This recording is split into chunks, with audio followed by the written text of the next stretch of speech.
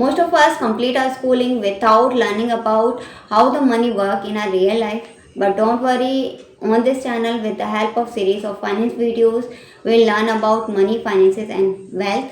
And in this video, we'll learn about 5 basic financial concepts. But before I start, hit the like button, subscribe the channel and let's start.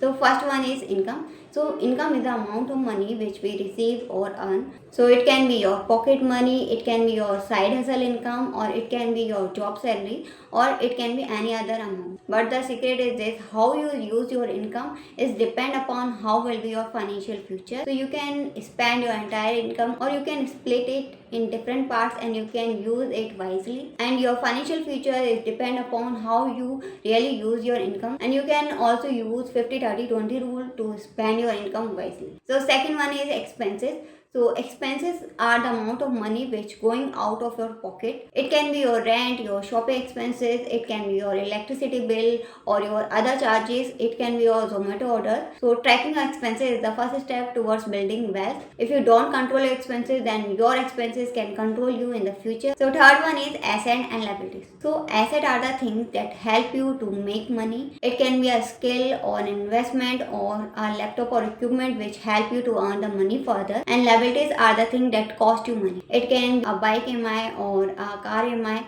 or it can be unnecessary expenses or unnecessary subscriptions. So the simple rule is that build the asset and reduce your liabilities. And then fourth one is investment. So investment is the activity where you put your money into something that further grow your money. So you can invest your amount in FD, RD, SIP or any other things where you can grow your money. For example, if you invest your 1000 rupees and next year you will get 200 rupees, then 200 is the power of investing. So don't work for your money, but let your money work for you. So fifth one is return on investment. So return on investment means the profit or loss you make on the money which you put in. So for example, if you invest 1000 rupees and you earn return of 100 rupees, it means your return on investment is 10%. So higher the return means better the investment option, but always balance your return with the risk you are bearing. So let's summarize the term we learn. So we learn about what are the income, expenses, what is the investment, what is the return on investment, what are the asset and liabilities. So I hope you understand all the terms very well, and I hope you like this video and you also like